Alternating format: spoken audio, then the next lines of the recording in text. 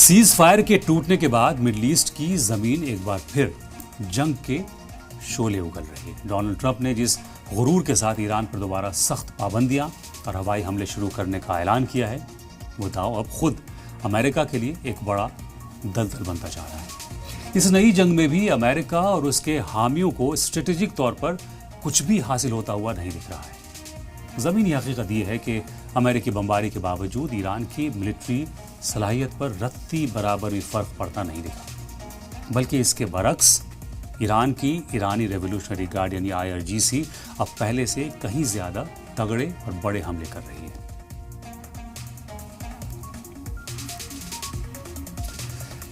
इस बार ईरान ने अमेरिकी हमलों का जवाब देने के लिए अपने इस पलटवार को ऑपरेशन अल नस्र 2 का नाम दिया है।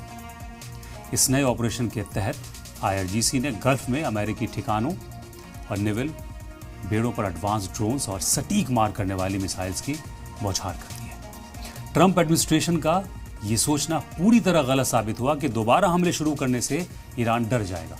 अल नस्र 2 के जरिए ईरान ने यह साफ मैसेज दिया है कि वो किसी भी दबाव के आगे झुकने वाला नहीं है। ईरान के इस तेवर से अमेरिकी फौज की मुश्किलें इस पूरे इलाके में आने वाले दिनों में और बढ़ सकती हैं।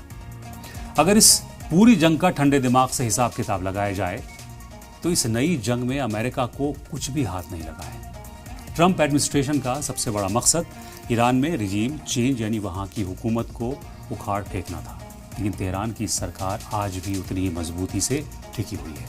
अमेरिका का दूसरा बड़ा मकसद ईरान के न्यूक्लियर ठिकानों को तबाह करके उसके यूरेनियम स्टॉकपाइल्स पर कब्जा करना था या फिर उसे पूरी तरह से तबाह और ख़त्म कर देना था, जिसमें वो बुरी तरह नाकाम रहा है।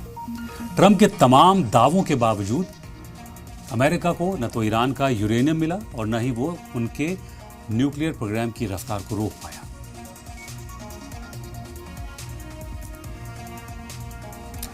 ट्रंप को बहुत बड़ी गलतफहमी थी कि लगातार हवाई हमलों और सैंक्शन से तंग आकर ईरान की आवाम अपनी ही सरकार के खिलाफ सड़कों पर उतर आएगी और मुल्क में एक बड़ी बगावत शुरू हो जाएगी, खलफेचार मच जाएगा। लेकिन ऐसा कुछ भी नहीं हुआ, बल्कि इसके बिल्कुल बरक्स ईरान के करोड़ों शहरी मुल्क के कोने कोने में सड़कों पर उतर आए हैं। ये करोड़ों ईरानी अपने रहबर और अपनी सरकार के साथ चट्टान की तरह खड़े होने का खुला सबूत दे रहे हैं। सड़कों पर उमड़ती अवामी सैलाब अमेरिका के खिलाफ सख्त नफरत का इजहार करते हैं और अपने रहबर के खून का इंतकाम लेने के नारे लगाते हैं। ईरानी अवाम, ईरानी सरकार, ईरानी फौज और ईरानी निज़ाम ने अमेरिका और इजराइल के हमलों के आगे घुटने टेकने से साफ इनकार कर दिया है। यानी जंग से पहले देखे गए ट्रंप और नेतन्याहू के सारे ख्वाब अब चूर हो चुके हैं। उल्टा हुर्मुज स्ट्रेट इस जंग में ईरान की एक नई और सबसे बड़ी ताकत बनकर उभरा है। ईरान ने इस बेहद अहम समुद्री रास्ते पर अपनी पकड़ इतनी मजबूत कर ली है कि वहां से गुजरने वाले ऑयल टैंकर्स और कमर्शियल वेसल्स का रिमोट कंट्रोल अब ईरान के हाथ में आ गया है। जिस हुर्मुज को खोलने और उस पर अपना कंट्रोल बनाने के लिए अमेरिका ने इतनी बड़ी फौज झोंक दी, आज वही इलाका ट्रंप की कमजोरी और ईरान की बढ़त की सबसे बड़ी निशानी बन चुका है और अमेरिका इसकी भारी कीमत भी चुका रहा है।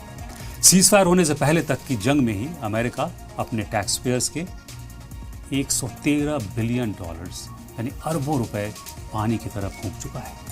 इतनी भारी भरकम रकम खर्च करने के बाद भी अमेरिकी फौज को जमीन पर कोई बड़ी कामयाबी नहीं मिली है।